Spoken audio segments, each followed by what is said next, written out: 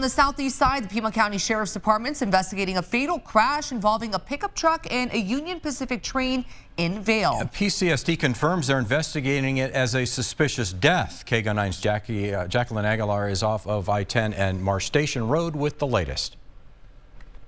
The pickup truck involved in a crash with a Union Pacific train has been cleared out. Union Pacific confirms that nobody on the train crew was injured, but one person was found dead here on scene.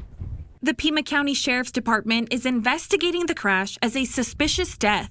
The crash happened around 12:30 a.m. on Wednesday morning, according to Union Pacific. PCSD says the Department of Public Safety had a separate incident reported as an aggravated assault, and that the person involved was taken to a local hospital for further medical treatment. PCSD says they're looking for a possible connection between the two incidents, but cannot confirm because the investigation is in the early stages. We will keep you updated on this investigation as we get more information. Reporting in Vail off the I-10 and Marsh Station Road, Jacqueline Aguilar, KGUN 9.